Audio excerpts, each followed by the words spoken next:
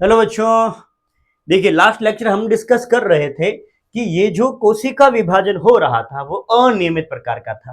अनियमित कहने के पीछे का मेरा तात्पर्य है क्योंकि यहाँ हमारे पास में एक कोशिका आकार में बड़ी बनी है जबकि दूसरी कोशिका आकार में छोटी बनी है।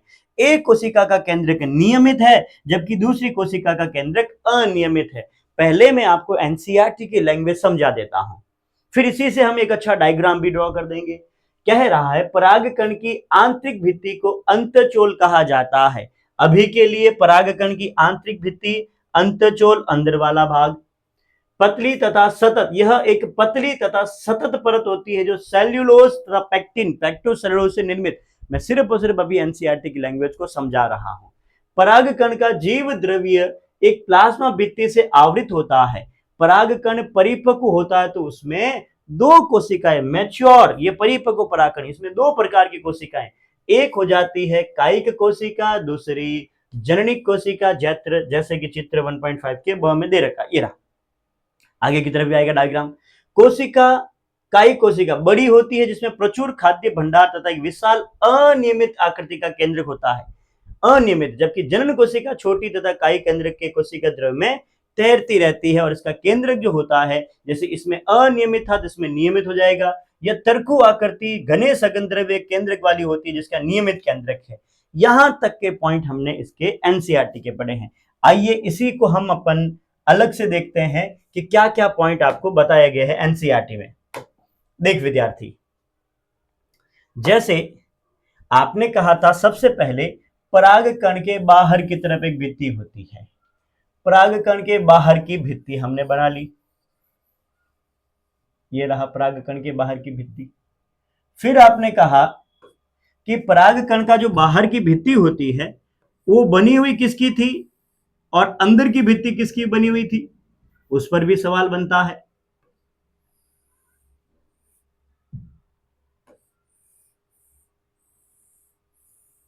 ये एक जगह पे और एक इस जगह पे, दो प्रकार से मैं इसके परागकण के भाग को निर्मित कर देता हूं। एक इधर भी बना देता है, ट्राइकॉलपेड हो जाएगा, यानी कि जनन छिद्रों की संख्या 3 बना देते हैं हम। ये लीजिएगा, अगर आप देख पाओ बच्चा,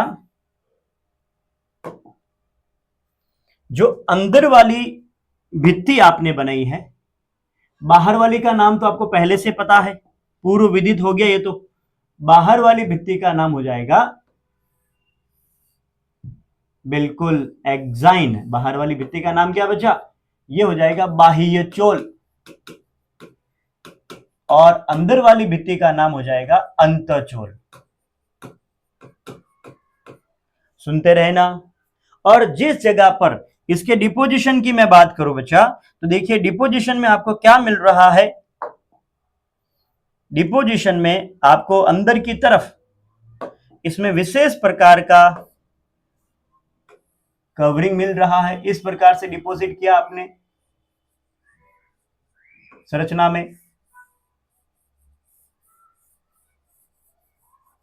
ये परागकण की संरचना है बच्चा।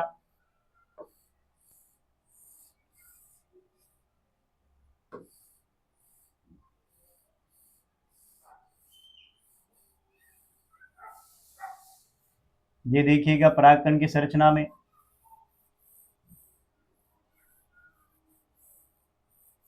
मैं जो ये कवरिंग बना रहा हूं, आप समझ चुके होंगे कि इस कवरिंग का नाम क्या है।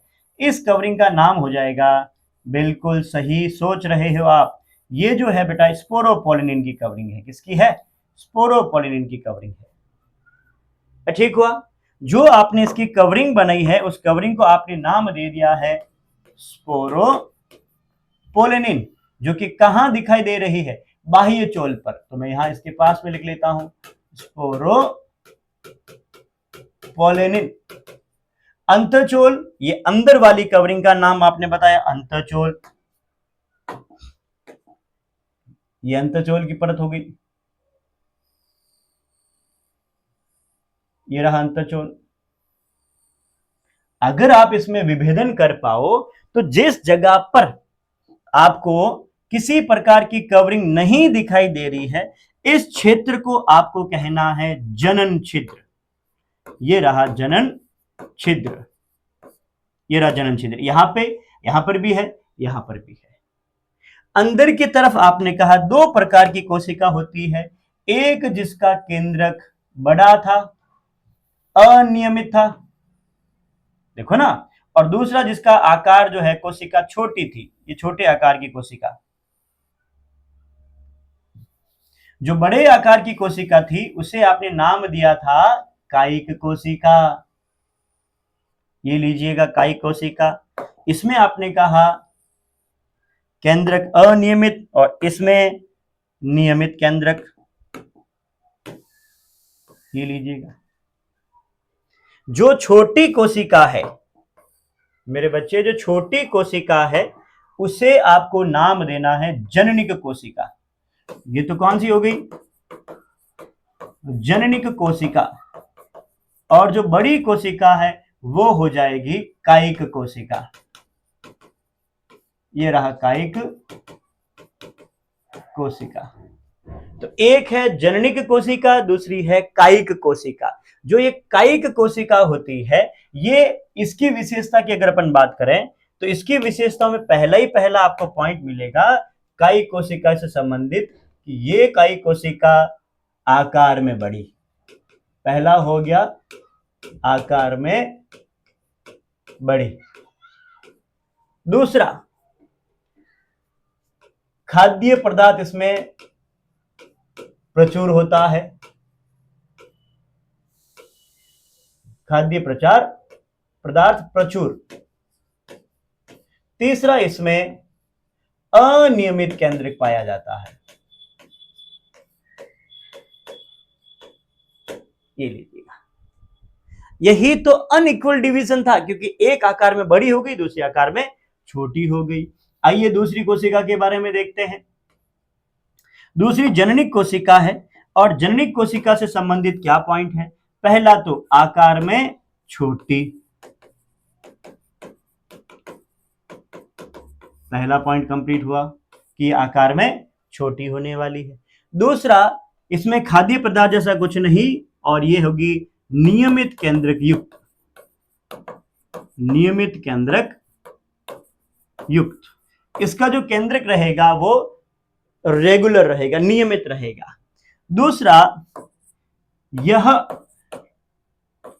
कायिक कोशिका के केंद्रक में कोशिका द्रव्य में तैरती है, कोशिका द्रव्य में तैरती है। यह कायिक कोशिका के कोशिका द्रव्य में तैर रही है। हमें मिला है बेटा, अब आ जाइए इस साइड में। पहला देखने पे हमें मिल रहा है बाहर की तरफ जो कवरिंग थी, बाह्य चोल। बाह्य चोल से संबंधित पहला पॉइंट, पहला हो गया कि बाहरी आवरण। भाई पॉइंट तो नहीं बन रहा है, लेकिन 12th वाले विद्यार्थियों के लिए प्लस पॉइंट हो सकता है, बाहरी आवरण। फिर यह निर्मित होता है स्पोरोपोलेनिन, स्पोरोपोलेनिन से निर्मित, ये तो हम पहले ही कह चुके हैं, स्पोरोपोलेनिन से निर्मित होता है। और स्पोरोपोलेनिन जो होता है वो अत्यधिक प्रतिरोधी, ये हम पहले लिख चुके हैं बच्चा, प्रतिरोधी पदार्थ होता है बहुत ज्यादा। दूसरी जो कवरिंग आपने बताई है बच्चे, वो थी अंतःचोल, ये वाली संरचना। और अंतःचोल से संबंधित देखिए पॉइंट क्या क्या है। पहला तो आंतरिक परत हो गया, कि ये अंदर वाली परत होती है। आंतरिक परत होने के साथ साथ एनसीईआरटी ने लिख रखा है ये पैक्टिन तथा सेल्यूलोज से निर्मित होती है, पैक्टिन तथा सेल्यूलोज से निर्मित। और इन दोनों को मिला दो तो ये बन जाएगा पैक्टो सेल्यूलोज। कभी कभी आपको पैक्टिन तथा सेल्यूलोज नहीं देखकर पैक्टो सेल्यूलोज देता है। याद करो, जब हम एंडोस्थीशियम पढ़ रहे थे तो एंडोस्थीशियम में आपको एक पॉइंट मिला था बच्चा, यदि आपने गौर किया हो तो वहां एक पॉइंट था, नाम था उसका अल्फा सेल्यूलोज। ये है एंडोस्थीशियम में। जबकि यहां पर जो आपका पैक्टोसेलुलोज है ये इंटाइन अंतःचोल में है। अरे भाई ये अंतःचोल के अंदर पैक्टोसेलुलोज है, जबकि ये अल्फा सेलुलोज एंडोस्टीशियम में है। दोनों में अंतर है। याद कीजिए एक और अपन ने बात की थी किसकी, जनन छिद्र की। तो यहां जनन छिद्र से संबंधित पॉइंट क्या है बेटा, ये वह क्षेत्र है जहां पर पहला पॉइंट तो स्पोरोपोलिनिन अनुपस्थित, स्पोरोपोलिनिन अनुपस्थित, यहां पर किसी प्रकार का कोई भी स्पोरोपोलिनिन नहीं पाया जाता है। दूसरा, ये जो भाग होता है यहीं से पराग नलिका का उद्गमन या उद्भव, इसी जगह से पराग नलिका बाहर निकलती है। इसी जगह से ही पराग नलिका निकलने के लिए जो वाटर अंदर जाता है यही इसी जगह से जाएगा। ये हो गया आपका एक पराग कण की संरचना। ये किसकी संरचना होगी बेटा, पराग कण की संरचना, पराग कण की संरचना। अरे पूरा अच्छे से क्लियर है। देख विद्यार्थी, इसको अगर एक ही स्लाइड में अपन लेके आए छोटा करके तो देख सारा का सारा पॉइंट आपको इसी पराग कण में मिल जाता है। पूरा पूरा पॉइंट कहां से शुरुआत की हमने, आकार से। पहले कायिक कोशिका, जननी कोशिका, दो आपने कही थी अनियमित कोशिका। फिर आपने दो आवरण कहे थे, बाह्यचोल और अंतःचोल। बाह्यचोल किससे निर्मित होता, अंतःचोल किससे निर्मित होता, जनन छिद्र, और क्या उसमें पॉइंट था। ये सारे के सारे हमने यहां पर देख लिए हैं। अब आ जाइए अपनी लैंग्वेज पे चलते हैं बच्चे। देख विद्यार्थी क्या कह रहा है,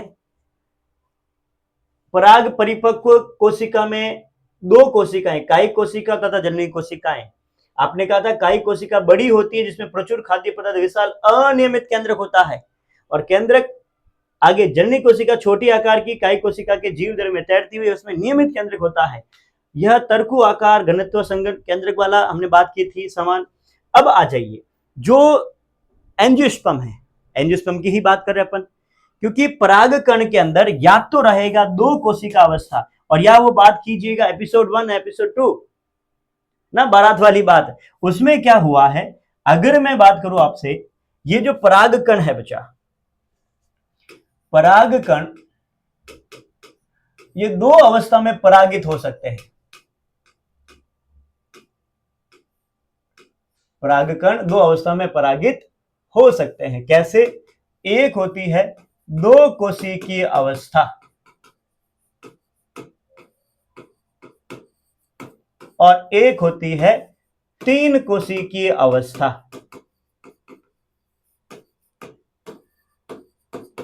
एक तो हो गई दो कोशिकीय अवस्था और दूसरी हो गई तीन कोशिकीय अवस्था। तो जब बात की जाती है बच्चा दो कोशिका अवस्था की, तो पहले एनसीईआरटी की लैंग्वेज देखिएगा। क्या कह रहा है एनसीईआरटी, एनसीईआरटी कह रहा है कि 60% से अधिक, अधिकांश जो होते हैं 60% से अधिक आवृतबीजी पादपों के परागकण दो कोशिकीय अवस्था में जड़ते हैं, जिसका मतलब शेष जो रहेगा वो कितनी कोशिका अवस्था में है बच्चे, शेष रहेगा तीन कोशिका अवस्था में। तो हमने कहा पहला पॉइंट कि हमारे पास में यहां परागकण जो था, ये चलिए वापस चला गया, ये परागकण, इसमें आपने कहा था एक होता है टू सेल्ड स्टेज, दो कोशिका अवस्था, दो कोशिका अवस्था, और दूसरा हो गया बच्चे तीन कोशिका अवस्था।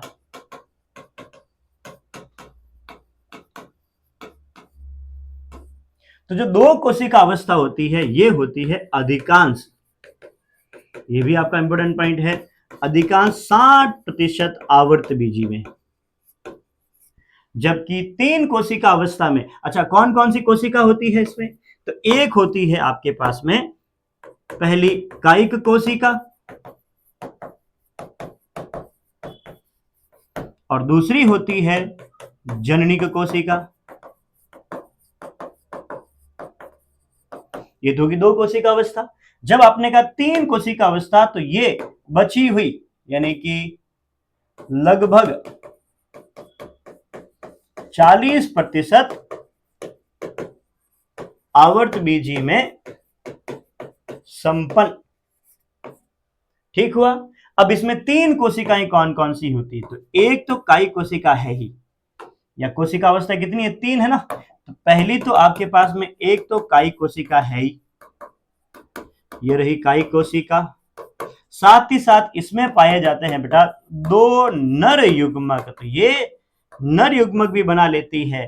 तो नर युग्मकों की संख्या 2 और एक काई कोशिका, टोटल मिलाकर 3 कोशिका।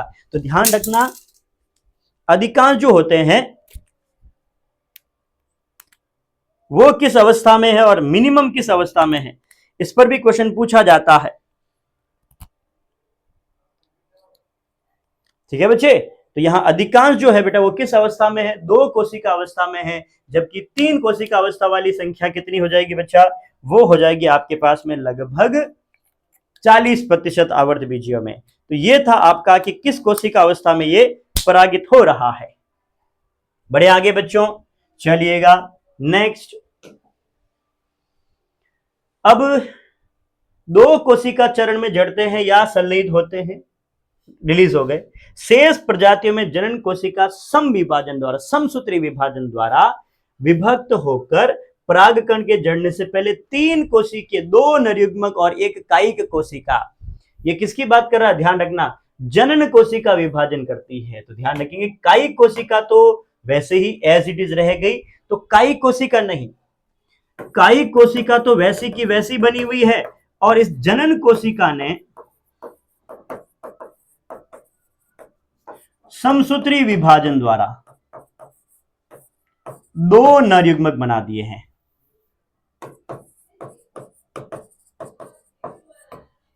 नरयुग्मक का निर्माण कितना हो गया है, 2। तो टोटल हमारे पास कोशिका कितनी हो गई, एक कायिक कोशिका और 2 नरयुग्मक, टोटल मिलाकर 3 कोशिका हो गई है। ये परागकण की संरचना में। बढ़ते हैं आगे। देख विद्यार्थी आगे क्या कहना चाहता है एनसीईआरटी आपसे। परागकण की सामान्य संरचना हमने पढ़ ली थी, कायिक कोशिका, जननी कोशिका, जनन छिद्र, अंदर की तरफ बॉल कैसी होती है, बाहर की तरफ मोटी होती है। सामान्य परागकण सामान्य गोलाकार। अब देखो सामान्य कह रहा है, सामान्यता का मतलब हो गया कि नॉर्मली आप देखने पर, वरना इनका आकार, आकृति, बनावट हमेशा अलग अलग रहेगी। जिसका व्यास लगभग 25 से 50, तो पता चल गया कि छोटा बड़ा हो सकता है। इसमें सुस्पष्ट रूप से 2 परतों वाली भित्ति, जो बाहर वाली होती है कठोर बाह्य चोर, जो स्पोरोपोलिनिन से बनी होती है, जो सर्वाधिक ज्ञात प्रतिरोधी कार्बनिक पदार्थ अब तक खोजा गया। देखो यहां एक गलती करवाएंगे आपसे कि स्पोरोपोलिनिन प्रतिरोधी अकार्बनिक पदार्थ है या कार्बनिक सामग्री है, तो ध्यान रखना ये कार्बनिक है। कैसा बेटा, कार्बनिक है, अकार्बनिक नहीं है, ऑर्गेनिक है, ये इनऑर्गेनिक नहीं। अब तक का खोजा गया कार्बनिक सामग्री जो कि प्रतिरोधी, कार्बनिक पे गौर करना, ये उच्च ताप तथा सुदृढ़ अम्लों द्वारा, क्षार द्वारा भी टिक जाता है, कोई फर्क नहीं पड़ता। अब तक कोई ऐसा एंजाइम नहीं है जो कि स्पोरोपोलिन को डिग्रेड कर सके, निम्नीकृत कर सके। परागकण के बाह्य चोल में सुस्पष्ट द्वारक या रंध्र होते हैं। ये देखो बाहर की तरफ द्वारक या रंध्र होते हैं, इसी को आपने नाम दे दिया था जनन छिद्र जामपोर। इसी का नाम क्या था, जनन छिद्र, जिसे जनन छिद्र कहा जाता है। जहां पर स्पोरोपोलिन नहीं पाया जाता है, यहां ध्यान देंगे इस जगह पर जनन छिद्र में मैं क्या लिख रहा हूं, स्पोरोपोलिन अनुपस्थित। यहां पर स्पोरोपोलिन अनुपस्थित, यहां स्पोरोपोलिन नहीं पाया जाता है, इस जगह पर स्पोरोपोलिन नहीं होगा। परागकण जीवाश्म की भांति बहुत अच्छे ढंग से, क्योंकि बाहर की तरफ स्पोरोपोलिन होता है जो कि हाईली कहे ना पूरी तरह से ये रेजिस्ट होता है, प्रतिरोधी होता है, तो ये काफी लंबे समय तक सुरक्षित रह जाते हैं। और पेट्रोलियम के बारे में मैंने आपसे बात की थी कि जिस जगह पर हमें पेट्रोलियम पदार्थ की खोज करनी होती है, उस जगह पर अगर आपको पहले से परागकण मिल जाए तो पेट्रोलियम होने की संभावना है। ये कैसे बचा, देखो परागकण पेड़ के होते हैं, इट मीन्स जहां पर परागकण मिले हैं तो वहां पेड़ दफन हुए होंगे, और पेड़ों के दफन होने से ही आगे चलकर पेट्रोलियम का निर्माण होता है, क्योंकि उनमें स्पोरोपोलिन की उपस्थिति होती है। बाह्य चोल में प्रतिमानों एवं डिजाइनों की एक आकर्षक सारणी, जैसे अलग अलग ओरिएंटेशन के होते हैं, प्रदर्शित की गई है। आप क्वेश्चन पूछ रहा, क्या आपका क्या विचार है, बाह्य चोल सख्त कठोर होना चाहिए, जनन छिद्र के क्या कार्य है। बाह्य चोल क्यों कठोर होना चाहिए, क्योंकि इसे जो है बच्चा अपने आप को जिंदा रखने के लिए, वातावरणीय कारकों के अगेंस्ट जिंदा रखने के लिए बाह्य चोल को कठोर रखना पड़ेगा, वरना बाहर के वातावरणीय कारक, देखिए ये मेल के लिए है और मेल कोशिका अंदर की तरफ नर के युग्मकों को रख रही है, नर के शुक्राणु माफ चाहूंगा गुणसूत्रों को रख रही है। अगर ये कठोर नहीं रहा तो कोई भी वातावरण के एंजाइम्स या वातावरण के किसी न किसी प्रकार की परिस्थिति इसको खराब कर देगी। फिर कह रहा जनन छिद्र के क्या कार्य है, तो जनन छिद्र का कार्य आपको बताया था, जनन छिद्र से ही पराग नलिका का निर्माण होता है। तो पराग नलिका कहां से निकलेगी, जनन छिद्र से निकलेगी। तो इस जगह पर पराग नलिका की निकलने की जगह पर किसी तरह का स्पोरोपोलिन नहीं पाया जाता है।